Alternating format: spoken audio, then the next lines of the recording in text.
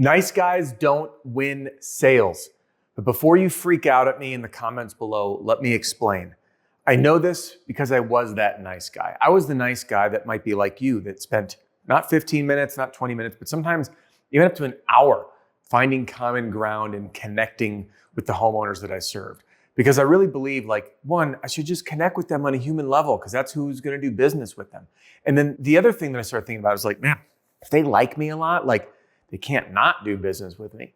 But then I started to get people that would reach out and be like, hey man, we really appreciate you. We really liked you. Thanks for coming up. But we decided to go another direction. And I realized that I wasn't selling. I was just trying to create relationships with these people. And I was measuring my worth and my sales skills based on my ability to get complete strangers to like me. And it wasn't leading to deals. So in this video, I'm going to explain to you why nice guys don't win sales, but most importantly, how you can and should be a great person, but what you need to be focused on instead that will actually drive more business because people will trust you.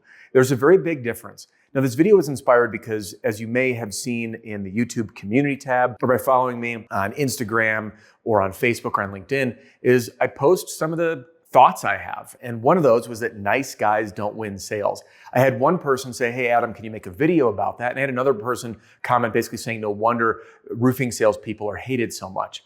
And when that guy said, hey, this is why people are hated that much, I really wanted to do this video because I don't think they understand what I meant by a nice guy. So I'm going to clarify that. So if you're someone that is trying to build rapport and connect and get people to like you for way too much time, this video is for you because you're going to be able to channel that natural passion into being a really great human into actually closing deals. And I just have one favor to ask. Please share this video or send it to the person on your team who's that guy who was like me.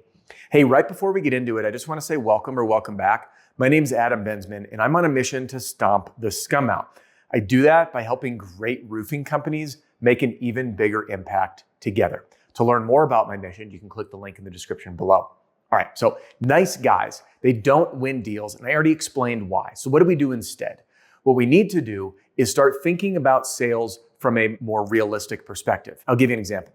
Do you have a friend of yours that you really like they're a best bud? Usually these are the folks that have been with you like through thick and thin. They're your friends from childhood. And imagine those folks that you're friends with and you're going out of town and you either have a child or maybe a pet, like a dog that needs to be taken care of. Do you ever have those friends that you're like, man, I love you, but I would not trust you to take care of my kid or my dog?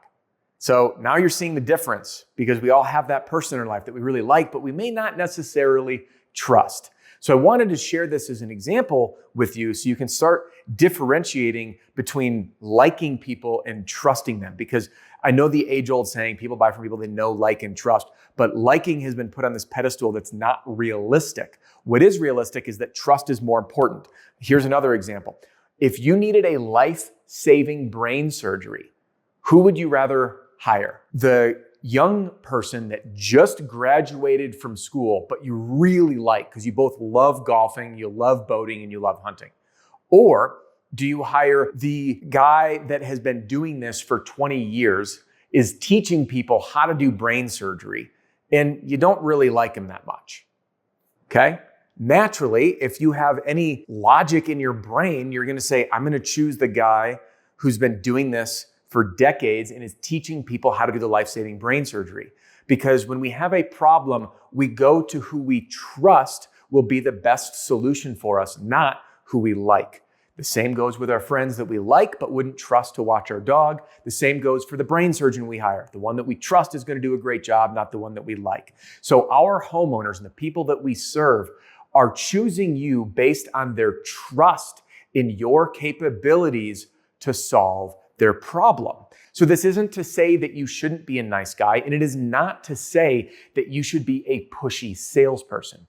What this is to say is that you need to emphasize selling as an expert, or better yet, as Sabri Subi says it in his book, Sell Like Crazy, he goes, sell like a doctor. So if you're a doctor, imagine this, a patient comes to see you and says, I don't feel well. And you go, oh, well, guess what? I got a new antibiotic prescription, and I got a new painkiller prescription, and I have a new antiviral prescription. Like, I'm going to throw all these at you. No, The doctor's job is like, oh, you don't feel well? Tell me more. Because what does the doctor have to do first? They have to diagnose your problem. And the ability for them to treat the problem, they could have all the best treatments in the world, but if they have no diagnoses, they cannot help you. So a doctor is going to spend their time diagnosing the problem before he or she grabs from their arsenal or toolbox of different prescriptions or treatment plans to then give to the patient or you. So when we in roofing sales serve our homeowners, stop spending so much time trying to be liked and build rapport. Yes, it's important for them to like you, but not as important as it is for you to sell like a doctor by understanding their roof and their needs and then prescribing the right solution so they look to you as the trusted expert who can solve the problem. This, my friend, is why people don't close sales when they focus on being liked. So share this video with the person on your team who does that. By the way, it used to be me. I know you have one on your team. Every team has one. What I want you to do next is jump into this video because it's going to teach you how to pitch to all the different scenarios that your homeowners are going to be in, whether it's storm or retail, so you can start selling like a doctor. And hey, by the way, if you want more videos like this, jump into my free training center. There's no catch. I'll see you in the next one.